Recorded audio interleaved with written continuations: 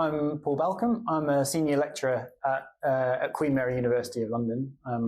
I sort of do lots of research all around methane emissions from natural gas supply chains, and also some work on hydrogen supply chains, trying to work out how we can decarbonize best. Brilliant. And can you tell us a bit about your study, what prompted it, and what you or how you went about doing it?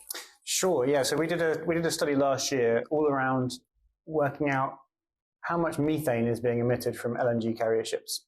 So, to our knowledge, nobody has actually looked at total methane emissions all across an LNG carrier ship. And so, we went on board an LNG carrier for 1 month, looking at all different sorts of methane emissions. So, from the engine, from vents, and also fugitive, so accidental leaks as well. And so we spent a month on board measuring methane emissions, and we found some really good things and some items for improvement as well. Yeah, so you mentioned that in the presentation. I'm just curious, could you just elaborate a little bit on what the good news is that came out of the study and what maybe the not so good news is? Sure. So we looked at all different types of methane sources and also CO2 emissions. And one of the good things was that the CO2 emissions from the propulsion and from the generators were about almost a third lower than what other people had estimated, just because of the improvements in efficiency of technologies and the ship in general. We also saw really low emissions from venting methane and also fugitive emissions. We only found 2 very small leaks across the whole journey.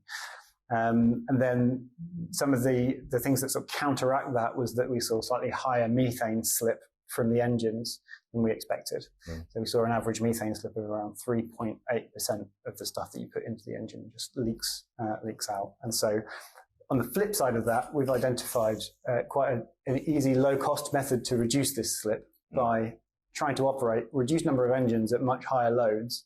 It'll reduce your slip dramatically. Yeah, this one might not make it because it might be totally off piece, but my last question is on that point, whether or not you floated those suggestions to like mariners, masters of ships, and whether or not that sort of, amelioration would work operationally. Right.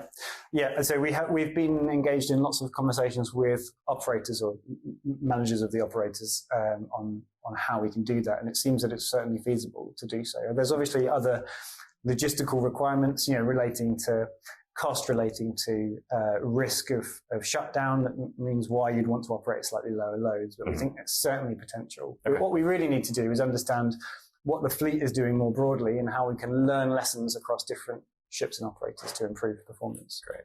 Okay, perfect. Thank you very much.